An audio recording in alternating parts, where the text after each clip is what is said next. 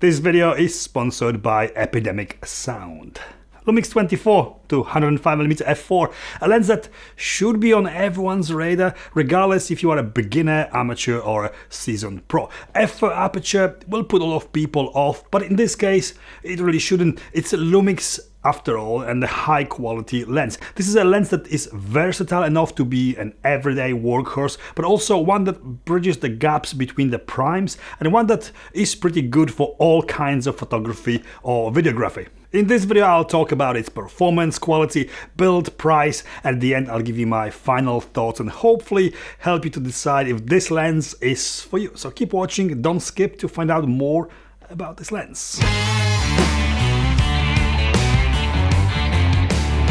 A lot of people, when they start up with photography and get their first camera, they get it with a kit lens. In this case, LUMIX very often bundles pretty good 20-60mm little zoom with their full frame cameras, which is a very good starter lens. The time will always come when that becomes just simply not enough, or when you want to up your photography game, and that's when most of people, especially beginners, hit the brick wall. Which lens should you get? Looking at available primes, it might be very hard to decide which one is the right one for you, and what if you need wider field of view or bigger reach and you don't have that. That's when you start looking into zooms, and that becomes even more confusing with variable apertures and different focal ranges. This 24-105mm, in my opinion, bridges this gap perfectly. It's a perfect choice, easy choice of lens that is very well priced, with constant aperture f4 and very decent zoom range that covers everything from wide to telephoto in one. Plus, it's a lens that can really deliver outstanding quality. Performance-wise, this lens is what you should expect from LUMIX. Sharp, great color and contrast, and generally easy to use. The autofocus works as well as current LUMIX cameras will allow it. It's good when shooting photos, but I found that it very often struggles when I've tried focusing on something smaller or closer to me when zooming in. The focus wouldn't engage at all very often, and I had to push it in the right direction manually. Not a huge problem, especially that you can override autofocus by simply turning the focus ring while holding the shutter button half pressed. And at least on my S5 you can do that. The lens goes instantly into manual mode when you turn the focus ring, and back to autofocus when you let go of it. So when it struggles, you can quickly put the focus in the right zone and let the AF finish the job. There's some chromatic aberration visible at f4, not huge amount, not unusual and not something to really worry about. Flaring and ghosting is very well under control too, and way above average. The reason why a lot of photographers are put off by the minimum aperture of f4 this lens delivers is that the fact, in theory, it will not perform very well in low light. But in this case, not only you have insanely good high ISO performance of LUMIX cameras, like S5, so you can crank the camera up to allow it to capture more light in, but also the built-in optical stabilization within the lens itself. This allows you to shoot at lower shutter speeds too when there isn't enough light available. The second reason or misconception why f4 aperture might seem inadequate is the lack of bokeh or subject to background separation, and to some degree it's true at 24mm, wide end of the zoom, but once you start zooming in, you get zoom compression, and more you zoom in, more the background behind the subject is going to blur. It's never going to look like the bokeh created by wide aperture primes, but still very good looking and interesting. Zoom compression compresses the perspective, and the blurred background will always seem closer behind your subject than it really is, making it more stand out and somehow even more interesting. The lens is capable of focusing at only 30cm distance from focal plane, which enables you to shoot macro-like close-up images. Pretty neat considering that it is already a very versatile lens. This makes it more usable and more suitable as just one lens solution for every shooting scenario. This lens is also very good for any kind of video work. Autofocus again is only limited by the LUMIX camera's contrast detect system, and we will never truly know what this or any other LUMIX or Sigma lens are truly capable of until the next generation of cameras come out.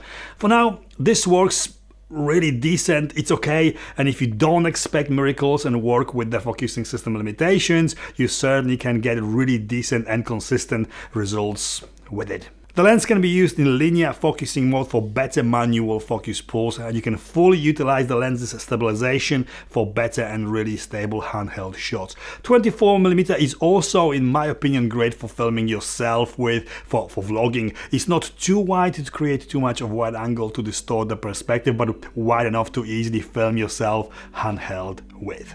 Let's talk quickly about Epidemic Sound, the sponsor of this video. Epidemic Sound does music and sound effects for video production, and they have an amazingly easy to navigate, browse and search through library of over 35,000 copyright-free tracks to choose from and over 90,000 sound effects. The cool feature is that you can get stems. You can separate the songs into their basic elements like melody, bass, guitars and so on, so you can shape the song to what you need it for. You can remove the melody or vocals if they interfere with someone speaking on video. Maybe you just want to use melody on its own to gradually build the feel of your video, or just simply use the drums and bass, the rhythm, to drive the cuts.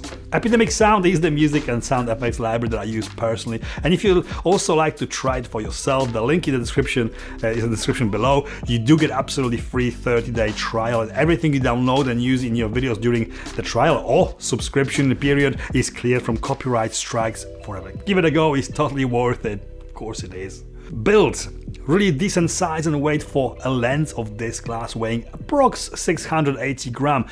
It is a splash and dust resistant construction, very well built, Panasonic standard hard durable plastic construction. Filter thread of 77mm, the zoom and focus rings are really nice and firm, and the lens barrel extends a bit when zooming in. 3 switches on the lens. Lock switch to lock the zoom in at 24mm, so the lens doesn't extend accidentally when, for example, pulling it out of the camera bag. Standard auto manual focus switch and optical image stabilization on and off switch. I'd keep this on at all times apart from when shooting from the tripod. Price, very well priced lens for what's on offer. It retails for about £1,100 here in UK or $1,300 in US. It's a high quality, versatile lens designed and optimized to work perfectly with any of the full frame Lumix cameras. The price makes it maybe not affordable, as it is still a lot of money for a lens, but certainly accessible and great step up from a kit lens or when you need that versatile range to shoot more varied content.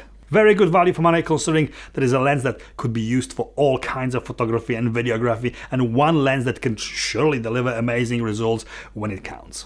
Conclusion: I knew this lens is going to be good before even taking the first photo with it, but somehow the images in the viewfinder or on the back screen of my S5 didn't really show the true quality and detail this lens can really deliver. I thought that there is something wrong with it, but as soon as I have viewed them in Lightroom and started editing them, I was truly impressed, very impressed. It's a lens that is not only great for landscape, townscape, architecture, close-up photography, but also portrait. It's definitely a lens that could be your just one lens for everything, especially in situations when you don't want to carry other lenses with you or don't want to be changing lenses all the time, like when traveling, for example. I have managed to shoot entire professional photo and video shoots with just 24 to 105mm lens in the past, and this one does deliver results that could satisfy even the most picky pro shooter. It's a lens that is great for content creators for literally all aspects of filming, everything from filming yourself to b-roll vlogging and anything in between. If you are a serious Lumix full frame camera user and you haven't tried this lens already, you really should. It's a great lens. And this is it from me. I hope this video was in some way helpful or informative. If it was, please give me the thumbs up, follow me on Instagram and consider subscribing. See you next time. And we are fucking rock and rolling here, hey? Not a huge problem, especially that you out of breath. It's definitely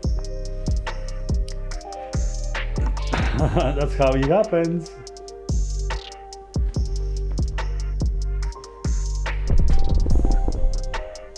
It's definitely a lens that could be